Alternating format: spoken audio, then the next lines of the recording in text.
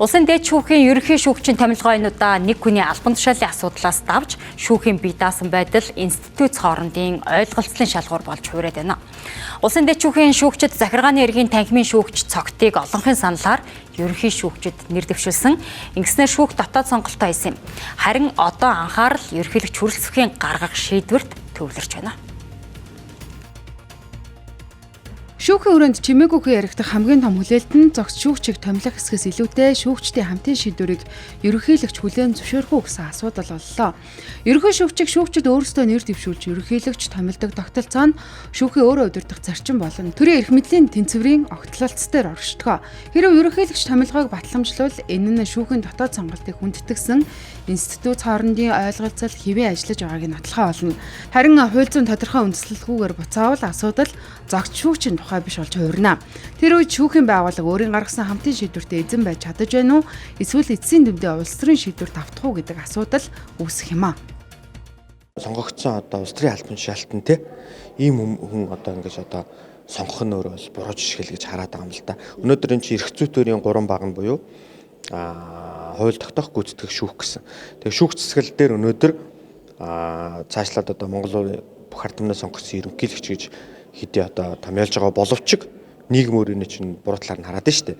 Тэгэхээр нэг итгэлцэл төрөхгүй шүүх хараа тусаар ажиллаж чадахгүй байх гэсэн ийм эргэлзээнүүдийг бие биендээ төрүүлээд байгаа учраас магадгүй дараа дээр хууль эрх зүйн орчинд өөрчлөлт оруулж бид нар энэ улсын дээд шүүхийн ерөнхий шүүгчийг бол нийт шүүгчдийн бүрэлдэхүүн дотроос нь сонгох нь өөрөө бараг зөв зүйтэй алхам болох болов гэж харж байгаа. Нөгөө талаас зогтвол шүүхийн систем дотроос төрж гарсан карьертай шүүгч. Зогц шүүгч бол улс төрөөс орж ирсэн хүн бас шүүхийн байгууллага өөрөө өсгөж байжуулсан төлөөлөл нь юм аа. Тиймээс түүнийг нэр дэвшүүлсэн явдал шүүгчдийн дунд харьцангуй өндөр хүлээн зөвшөөрснийг харуулж байна.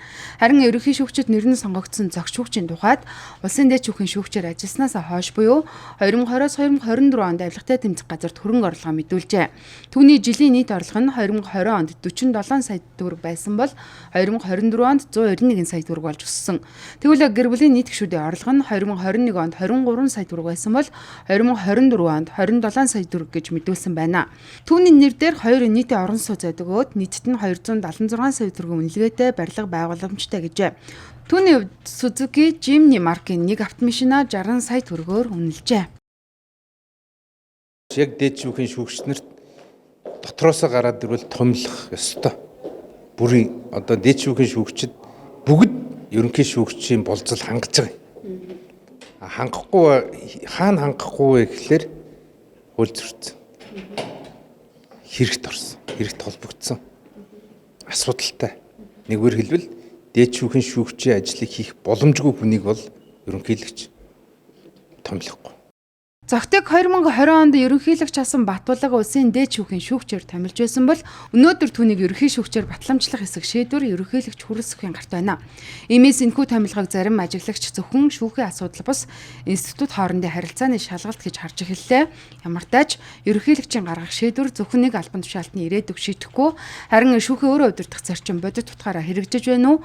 Шүүх болон төрийн бусад институт хоорондын ихтгэлцэл ямар түвшинд байна вэ гэдгийг харуулах улс төр эрх зүйн чухал шийдвэр байхаар байна.